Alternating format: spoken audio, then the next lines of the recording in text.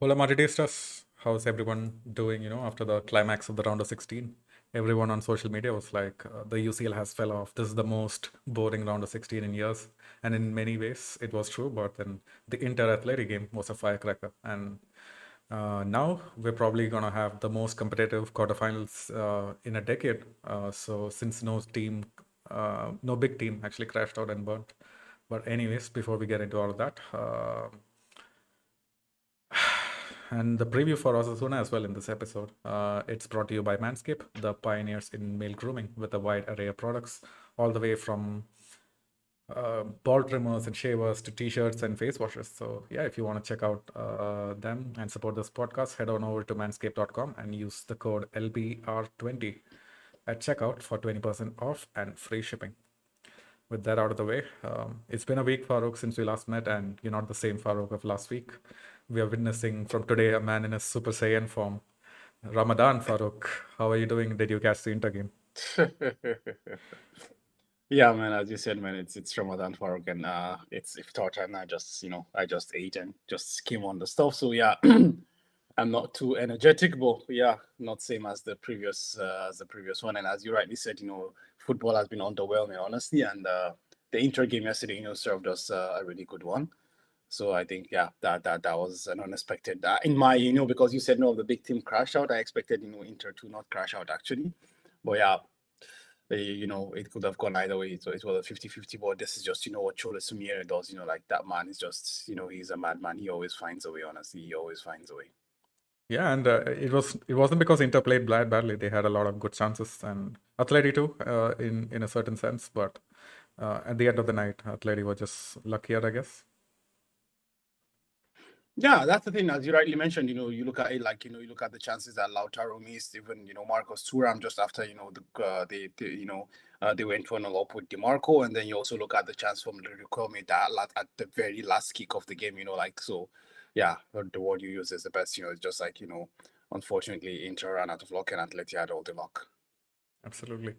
So now we have to maybe discuss about the draw and everything. But before that, like I just want to take a look at our team. Like we weren't too convincing in the round of 16, and potentially, like no matter who we face, we're gonna need all of our players, right? But the problem is, uh, we have a lot of pending suspensions, and it doesn't get cleared in the round of 16. Gets cleared in the quarterfinals. So the players who are in risk of After the missing quarterfinals, out yeah. is are Vinicius, Bellingham, Tchouaméni, and Camavinga, like basically the engine of the team and plus our attack. Just gone. Just one yellow card away. Yeah, that's the thing. Like it's looking, quite bleak. And actually, I was expecting, a yellow card earlier because if I'm not mistaken, both Chouameni and Jude Bellingham were actually, uh, at fault even since from the first leg of the round of 16 tie. So fortunately we scraped through that.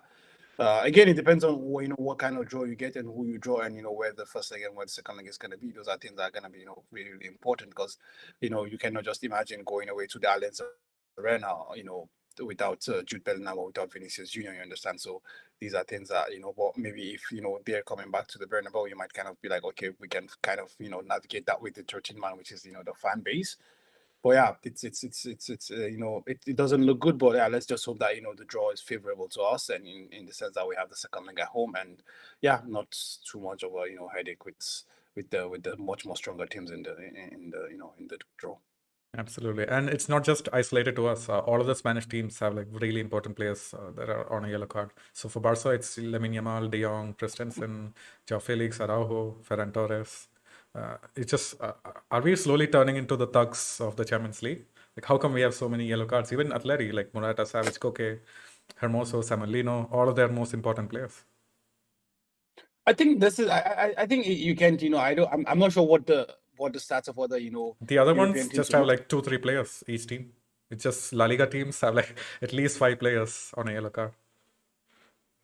Well, that tells you, how we are also, gradually shifting away from being the whole, technical football people to, the more physical people as well. So that also says, something about the situation of the league as well.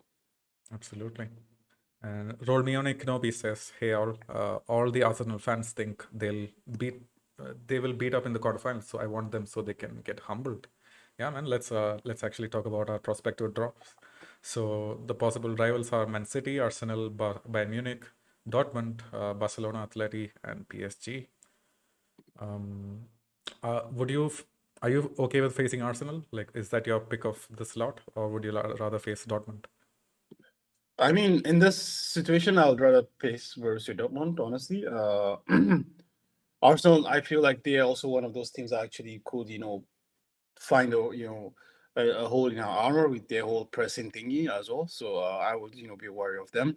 Well, yeah, I think Arsenal also is a team that can be beaten as well. There is no issue about that. But yeah, but I just feel like if you ask me for the pick of the pick of the draw, I will definitely go for Borussia Dortmund, and after that maybe Arsenal or Barcelona will be the next pick, honestly. Absolutely. Like the problem with facing Arsenal for me is like I'm confident that with our defense, if we really put our minds to it, and we're lucky, we can actually maybe shut them out altogether or just concede 1 or 2 goals. But then with their defense, it's so they have hands down the best defense in the Champions League so far. Even in the league, they're pretty good on defense. With I don't know if it's all down to Declan Rice or if it's a system. But yeah, I feel like with our attack not being a bit toothless, we're gonna struggle if we face Arsenal, especially in terms of scoring goals. I mean, honestly, like I have to raise my hand up, and I've always said like Declan Rice was a player that was highly overrated, but like seeing the way he has slotted into the Arsenal midfield, like I eat my words, like, and come on, like that guy he has been something else, honestly. Like he has really been something else, and he actually personified the reason why central midfielders are going for the cost that they're going for right now. He's been nothing such of a miracle, in that team. Well, I just feel like with Arsenal there are just two things. It's either like they don't score at all or they score a bunch of goals. That's the thing. Like you go through a game and Arsenal will find it difficult to create a chance, or then you go to the next game and like literally Arsenal have like 20 chances in 10 minutes, something like that. So again, I think our defense might be able to have a good day and be able to suffocate them on one hand, but as you rightly mentioned, their defense also is very, very strong, honestly. So this is something that you might be worried about. And I kind of feel like with Arsenal and the way they play, I kind of feel they are just one of those teams that would be able to create chances upon chances against Real Madrid, especially considering uh, the pace of the the pace and trickery of both wingers in Bukayo Saka and Gabriel Martinelli as well. And let's not even forget the players like Gabriel Jesus and what is and what is not. So I You feel didn't like name Kai Havertz, it's. so Romeo Kinobi says the player I would worry about is Kai Havertz. I mean, the thing about Kai is that he's always found a way to score against us, even since his Chelsea days and what is not. So maybe that might be what he's referencing to. But honestly, yeah, Kai has also been coming in clutch for Arsenal over the past couple of weeks, so it's something that you would be worried about. But as I said, it's the thing is, it's either you face Arsenal or you face Bayern Munich and Harry Kane, or you face in Atletico Madrid, who you literally have only defeated one throughout the season. You understand? Or you face Man City. So the point is, like, out of this, like, I would feel very, very comfortable facing Arsenal out of all these options. You understand? So this is the thing. That's why I said to you, like, it's Borussia Dortmund. After that, I choose Barcelona or Arsenal. Honestly, I don't know whatever order they come in. But who do I don't want to face? If you ask me, the number one person I don't want to face is Diego Simeone. Honestly, after him, then maybe Man City. But I just feel like Diego Simeone, bro, like it's just too highly tempered of a game with so much emotions and shit right in it. You don't want to go through that, honestly, considering the fact Man, of like there is how absolutely no way Vinicius, Camavinga, Bellingham, Tchouaméni, like any of them come out without a yellow card with both legs against Athletic. Bro, don't you think Simeone will literally coach his players that you see these guys in the first 5 minutes, your job is just to keep taunting them. Absolutely. Just not even about the football. The point is just keep taunting them. And especially for a player like Vinicius, you think he's gonna go to the Metropolitano and come out alive? Definitely not. No. Definitely not. It doesn't matter where we play that game. Those four guys, as long as they're on the pitch, they're not coming to the second leg. They just aren't coming to the second leg. Absolutely, man. So that's the thing, and with the know-how that these guys have found, how I don't know, like it's the one thing that you would say this season, like has really, really made us look like schoolboys, honestly. So they're the number one team I honestly don't want to face. After that comes the Man City and then Bayern Munich, and then of course Paris, not because of Paris, but because we know what Kylian Mbappe is. So that's the thing, like that's the reason why everyone wants him to join the team, because he's a player that as long as he's on the pitch, there's always a chance. Yep. You understand? But it's like Paris is a team that I would, worry about, honestly. But I just feel like, when you have a player like Kylian Mbappe, like the team just always stands a chance, the team always stands a chance. So that's the thing. But yeah, BVB, Arsenal, Barcelona, I think I will take my bet on either of these three. I would add PSG to that list as well because they haven't really had a strong opponent so far in this campaign. And although to be fair, like they did look really strong against Sociedad, but it was because Sociedad as a whole are like super shit. They don't have a finisher at all. So yeah, hopefully we can avoid the likes of Man City, Bayern Munich, and Athletic. Yeah, fingers crossed, man. But eventually, the thing is that to be the best, you have to beat the best. But I hope just not in the quarterfinals, maybe in the semis. Yeah, why not? Absolutely. Especially since we need to have a couple of convincing, uh, you know, knockouts in the UCL to actually, get into our final form come the end of the season. But yeah, Ashik says he's going to predict a Joselu hat-trick as usual against Osasuna. But yeah, man, let's get into Osasuna right after the ad break. Let's hear from Doris about what she has to say about Manscaped. Hola Madridistas, I'm back once again to remind you guys that we're partnered up with Manscaped, and if you want to help and support this project and this little family of ours, be sure to check out Manscaped and use code LBR20 at checkout for 20% off and free shipping. So 2024 is in full swing. We're already a month in, and if you had any New Year's resolutions to look better, feel better, I have a company called Manscaped. They're trusted by more than 10 million men worldwide, and if you want to take a positive step, in a good direction this year, start with yourself. And Manscaped asked us to introduce you guys to the new lawnmower 5.0 Ultra. It's a hair trimmer, for your sensitive bits. It features skin safe technology, to keep your sensitive bits safe. It has an LED bright, it's waterproof, you can use it in the shower. You get 2 extra heads, blade heads, to go either full smooth or an normal blade head.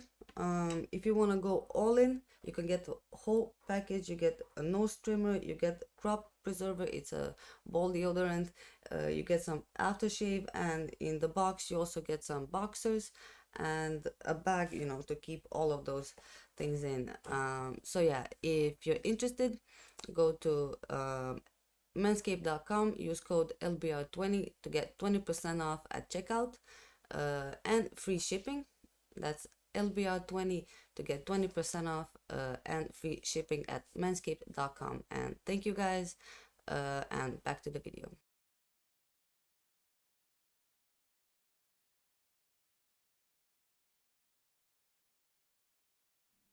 Okay, cool. Hey guys, we're back. We're just discussing, just Ramadan things. But yeah, let's get into Osasuna. Scott Hynam says, Vamos, Hala Madrid. Hala Madrid, Scott. Hala Madrid. So yeah, Osasuna, not much to say, man. Like I would say they're the perfectly boring La Liga team right now. The 10th in La Liga, perfectly mid-table form with their goals and the way they concede goals. Pretty much the same squad that we faced the last time, except this time they're missing Chimi Avila. So they sold him to Betis for like 10 million. And Chimi Avila, to be fair, like he's not doing good at Betis, man, because of his attitude. Like, did you see his sending off? No, I didn't see that. So let me break it down for you. I think it was in the 60th or 70th minute, and he got a yellow card for a bad challenge, and the opponent provoked him, or just some bullshit. And then Manuel Pellegrini called him over to the sidelines, advised him, man, be careful, don't get a yellow card. He just went out on the pitch. In the next 20 seconds, he got a yellow card.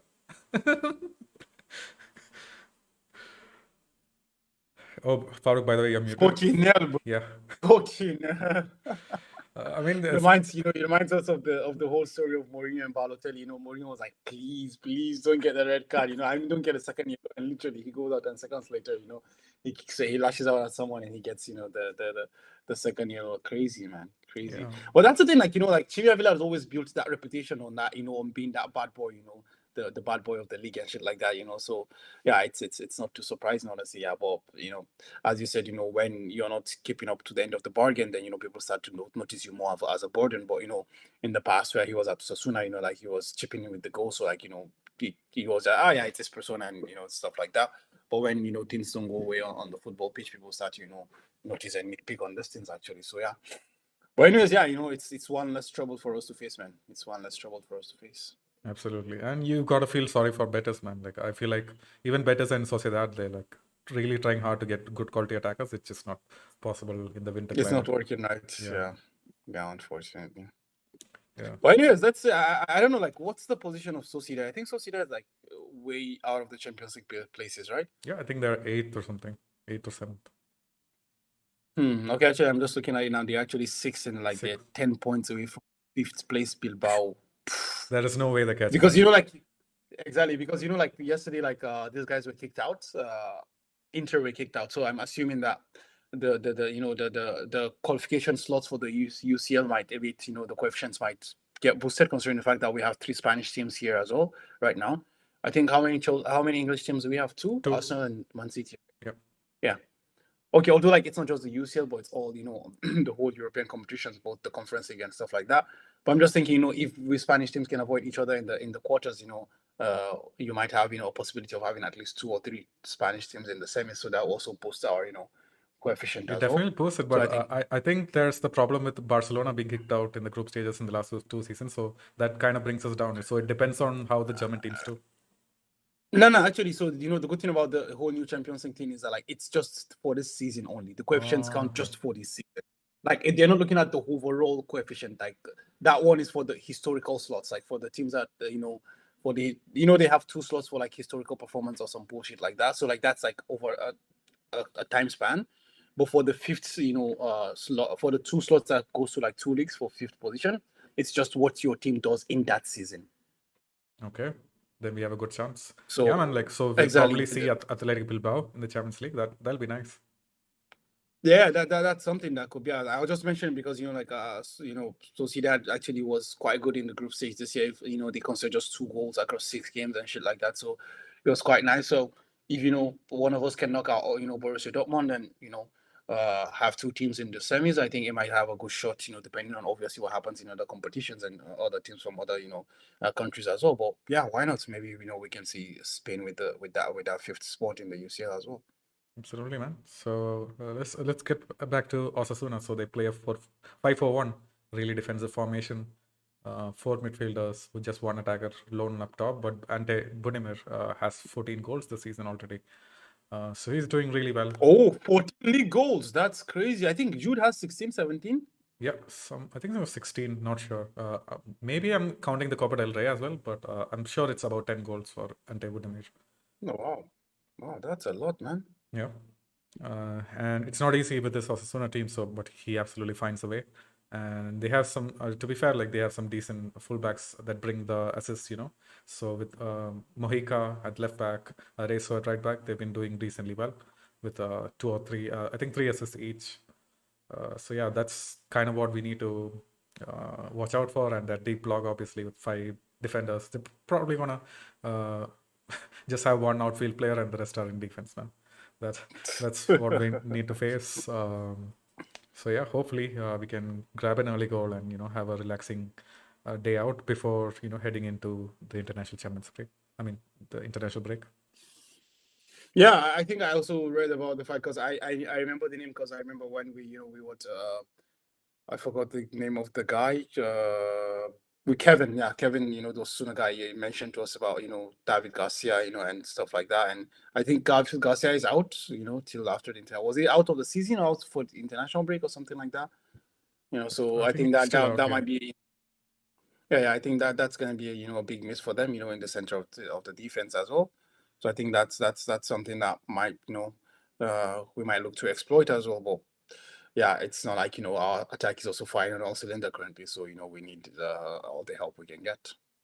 I don't know, man. Like last game against Celta, I know we didn't get a lot of clear-cut opportunities in the general run of play, but we were absolutely strong in the set pieces. I think it was at least 6 or 7 Luka Modric corners that we got our head onto. Yeah, I mean, bro, like, I mean, we are Real Madrid. We shouldn't come and sit down here and be talking about set pieces and shit like that. I mean, of course, set pieces are an important part of the game, but I mean, come on, like, it's not like we're Burnley FC or Stoke City, bro. Like, it is just what it is, like, you just go there and you see, like, like, we scored from 3 set pieces and all of them were, just like for the Vinicius goal, it was just a kind and fortunate bounce. For the other two goals, they were own goals, and then we had just one phenomenal pass from, if I'm not mistaken, it was Toni Kroos. It was Ceballos for the Arda Güler assist. Oh, sorry, yeah, sorry. It was a phenomenal pass from Dani Ceballos to Arda Güler, so that was. It's just not working, Jacob. Let's not lie to ourselves and be like, oh yeah, the set piece, and it's like it's not working right now. We just need to hope that it's gonna start working sometime soon. I'm telling you, Jacob, if you remember, like at the beginning of the season, I was telling you there was a time that I used to feel dizzy while watching Real Madrid football, man. Bro, on Saturday, or on Sunday or Saturday, I can't remember. I was watching it on Sunday, sorry. I was watching Celta game. I actually just came from, the Man City Liverpool game thingy. And then I just was watching the Celta game. Bro, I slept off while sitting down. You didn't even catch the second half? No, I mean, the point is like, I was watching, of course I continue watching, but like that kind of sleep that it's not actually a sleep. You just kind of, get so fucking bored that, your system shuts down. And then all of a sudden you just reboot yourself, like without anyone, waking you up. And it feels like it's a long time, but you just look at it, it's just like, 5 minutes, it's not like you slept for like, the whole time. It's just like, it's just so boring that you just go out and you come back kind of thing. So it was just like, a short, like 5 minutes zoning out and zoning in. But yeah, man, that's just the thing. Like, that's what they serve us, like we go against Celta Vigo, who are basically horse shit in the league. And, you have to wait till the 89th was it 79 or 89? I don't know. Anyways, like the 88th minutes to score the second goal over again, own goal, and then another own goal. And then, of course, after it's 3-0 down, like there's nothing to defend anymore. So, of course, like we have to, give a shout out. Honestly, I felt like that was a really good pass, from Dani Ceballos. And of course, we have to shout out Dani, Arda Güler as well for his very first goal. So, yeah, it is that, but it's the team doesn't give you any confidence. But then there's something we've discussed a lot in the past. Like this is what Carlo Ancelotti does best. Just play the game. You don't know how they win, but they still win. Yep, the mantra for the season so far. But yeah, Ashik says, don't let the scoreline fool you. It was a terrible performance by us. Yeah, man, totally agree. I did see a couple of good performances. So Kamavinga in the middle of the park looked really good. He was moving in between the lines. Didn't really see much from the attack. Luka Modric obviously had a really good game, especially with the set piece taking. I feel like he's a step above Toni Kroos at least right now in terms of set pieces. So I would advocate for a start for him. That's the thing, Jacob. Honestly, like I don't know. Like I watched the game, and other than the set pieces, I did not see Luka Modric being an exceptional performer. I struggle to see this. I don't know. Maybe it's just me, but even I was, listening to the fan cams, and I saw like a lot of people were highlighting that Luka Modric was really good. But I don't know, like are they like highlighting that as just the set piece delivery, which is an isolated event, or like as the whole bigger picture? Because I just couldn't see that, honestly. I couldn't see that. He kept possession moving nicely. He was a bit more calmer. I feel like we had a lot of control, but it was mostly because Celta was really shit as well. I mean, the point is that exactly that's the thing. So it's because you're at the Bernabeu against Celta, who is basically horseshit. I don't know if you remember, like there was a game that Spain played in Russia 2018. Against who was it? I think it was even against Russia. Yeah, I mean, I think it was against. That was a bad and scoreline. they were knocked out. Yeah. They were knocked out, and Spain like had around like 80% possession. Like they completed like 1,000 passes, and still they were out of the competition. That was what happened on Saturday. Like of course, like when you have technicians like Luka Modric on the pitch, like shit's gonna keep happening. Of course, like no one's gonna be more neaty, more tidy, more fancy on the ball. Of course, this is a team, but like when you have possession without having penetration, you have possession without having intent, then what's the point of having the possession? It's just I don't know. Yeah, man, honestly, that's the thing. Again, it's gonna be like, oh yeah, Farouk is a football purist and this and that, but I don't know, like, come on, like.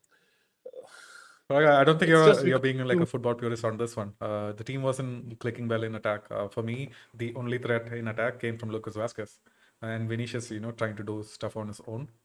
But apart from that, Brahim Diaz, he just wasn't connecting the dots. Rodrigo wasn't combining well. It was just totally horseshit. But yeah, man, like we have to expect this in this game as well because Jude Bellingham is still out. The fools at La Liga just don't see the light. No matter what happens, we're shafted. But yeah, let's maybe get into the lineups. I know it's all doom and gloom, but hopefully we are able to put out a lineup and get a good result. And this is away. Like it's been a while since we played an away game. It's at the El Sadar. It's going to be a great atmosphere to face up against. Yeah. Hopefully Vinny doesn't get too riled up, Hopefully. Yeah.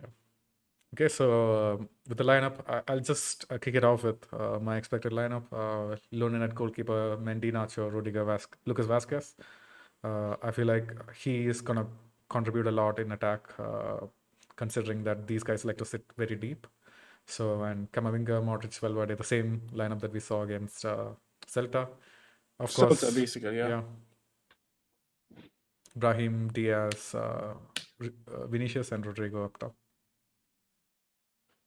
That's quite nice. Why don't you think Toni Kroos plays this game?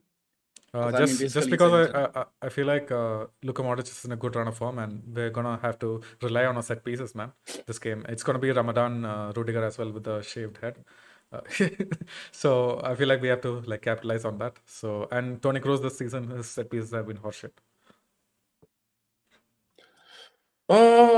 Okay. I kind of lean towards agreeing with you. I kind of feel like Toni Kroos might get back in the starting lineup considering he didn't start last game. I feel like that's the only difference that I see there. And also, we had a empty midweek, so I don't see the reason why Toni doesn't start this game, honestly. Well, yeah, you mentioned Luka Modric was basically the orchestrator of 3 goals out of 4 last game, so there might be a shout for him to start as well. And yeah, I do hope it starts to work out for these guys, because like the thing is that we have seen right now is that when Brahim starts with Vini and Rodrigo together, it doesn't work. Yep. This is something that we've seen, in a lot of games. So it has to be either Brahim and Vini or Brahim and Rodrigo, but not all 3 of them together. So I don't know. I hope we start to see a bit more understanding, a bit more synergy between these guys in this game. Otherwise, I think it just in for the more of the same. It's just going to be, hope for the corners and throw the balls here and then. The point is we're going to the Sadar. These guys are also, going to be really pumped up and stuff like that. It's not an easy place to go to. So yeah, man, I do think like also the incision and the passing of Toni Kroos, I think might be quite influential in this game. But that's a good thing, like even if Kroos is not starting, you can always call off expertise from the bench. It doesn't really matter what it is or what it isn't. So yeah, let's see how it goes, man. Yeah, I can actually get behind that for like start Toni Kroos in the first half. Then when we actually need a goal, bring on Joselu, Rudiger, Tchouameni as well. All 3 in the box. It's probably a good recipe for a goal with Luka Modric. Exactly, man. Yeah. Exactly. So Rajat says, "Hey panel, what's up?" And Ashik says, "Having possession is like having a fully charged battery. It's useless unless you put it to good use." Oh, that's a really good analogy. Of course, man. Yeah, Ashik Ashik should have been a poet, man. I don't know what he does for a living right now, but I feel like it's a waste of talent. Rajat says, "When is the game? Saturday?" Yeah, man, it's Saturday. A bit of an early kickoff than usual. So yeah, that as well. Like we never do well on early kickoffs. We always start late. So probably we don't have to expect a goal in the first half. Bring on Joselu and hopefully he gets a hat trick. Yeah. Oh, Joselu hat trick. It's fine, man. It's gonna be a Ramadan giveaway, man. We just find a washer to Ashik, and it's a Ramadan giveaway, so it's all good, man. It's all good. Absolutely. And Rajat says Vinny, Rodrigo, and Brahim as a 10 since Bellingham can't play. So in the previous match days, it wasn't really working with Brahim as a right winger, right? Rodrigo, yeah, is just too silent. You can't get him too much of the ball. I feel like Brahim has to, Rodrigo has to move a bit more wider, and then Brahim has to link up the play. I don't know. I kind of feel like maybe playing Joselu instead of Rodrigo might be something, or even because the point is now what we are made to understand is that from what we've seen is that they're not going to go back to a 4-3-3. I would say like maybe even play Rodrigo, Vini, and Joselu together. But I think we're kind of at the point whereby like okay, they have created a plan and they're not going to go back on that plan. You understand? So maybe rather than playing Rodrigo, play like Joselu, from the beginning, and in the second half we can have a switch and change in personnel as well. I don't know. Maybe also a name that can be thrown into the mix after his goal at the weekend can be Arthur Aguilera as well. So we saw him making that run a couple of times, or at least 3 times. Yeah, but the question now become like, would it be too harsh to ask him to start, at the Sadar as well, considering the season as he's had as well, so that's just a toss of a coin as well. But yeah, the good thing is that at least there are some alternatives that could be explored. I think notably the whole Joselu playing with Brahim and Vini team rather than Rodrigo. So Yeah. that can be something. But I just come to feel that I don't know. I just feel like Rodrigo is at the point where it's like he's undroppable or almost undroppable. So I feel like we're just making hypotheticals, and I just think like he's not gonna be toyed with in the lineup. He's just gonna be there. Yeah, man. Like for me, I saw a ridiculous stat on Twitter as well. So if you look at the top 5 players who generated the most XG, the strikers, you know who's up top? Joselu. Over Erling Haaland, Lautaro Martinez, Kylian Mbappe, Joselu's right up there. And it's not even like a small difference. It's 1.37 XG compared to like 1.16 from Erling Oh, Haaland. 0.37, 1.16. Wow, So that's like every quite game a that Joselu significant starts, he difference. has enough chances to actually put one in the back of the net. Well, I mean, also like, but when we look at it as well, it's not like Rodrigo doesn't have these chances. Rodrigo also gets into really good places, combining with players as well. But the thing now is that for example, in the last game, like Rodrigo wasn't there, and even in the games where he's there, like he misses those chances as well. So it kind of becomes this, and obviously, like I know, like I think for the post match, the boys were talking about the fact that like maybe Rodrigo is playing the role of a Benzema, a facilitator for the team rather than being the one who's gonna finish those chances and stuff like that. Maybe that isn't, but the point is that nothing is happening. Chances are not even being created for someone to finish. You understand? Yep. So why his role is, it's just like it's failing, and I don't know if it's yeah, I don't know, man. I just feel like it's still down to the coaching staff, and to be able to give these guys crystal clear instructions of what their roles are and how to implement this, how to interpret these roles. Honestly, Absolutely. And I feel like this international break is going to help us more than hurt us. Unless, fingers crossed, there's no injuries. But yeah, I feel like the team needs a break, a bit of a refresher in terms of how to attack. yeah, man. Fingers crossed. Tony Cruz is going back to Germany, bro. I don't know what anything can happen, bro. Honestly, I just I'm always worried about the international break, especially now that it's the business end of the season. If someone gets injured, they're literally out of the quarterfinals of the UCL. So it's quite bleak. But as you said, let's not just even talk about that and not jinx it, man. Let's just assume that there is no international break. Absolutely, man. Yeah, let's look forward to the game on Saturday then. And how about predictions, man? Let's get right into it. I'm predicting maybe a 1-0 victory. I feel like we're going to struggle with goals as usual. The El Sadar is not easy, but it's going to be a Vinny goal that gives us a 3 points. Yeah, I think it's going to be more of a 2-1. I think it's going to be quite a tight game, and it's going to require some late drama to actually win the game. But I think we're going to win the game, a 2-1 victory for Real Madrid. Who's going to be scoring? That's quite interesting to me. I want to say like Rodrigo is going to be the match winner. Wow. I hope for his sake, last like 15, 16 games, he really scored. Yeah, I mean that's the thing. Like that's why I said it's just I hope for his sake and our sake that he can remember again how to play football once again. At the beginning of the season he forgot. He remembered at a certain point in time, and now he's forgotten again. So hopefully now he can remember what his scoring boots look like and where the post actually is. So yeah, I hope he's the one who delivers the winning goal. Yeah, I feel like he knows already where the post is, just that he doesn't know how to get it past the goalkeeper. And even in training, like, have you noticed, like, Rodrigo nowadays, he just doesn't finish, man. It's always right at the goalkeeper or like an easy saveable. It's just there's no conviction on the shot.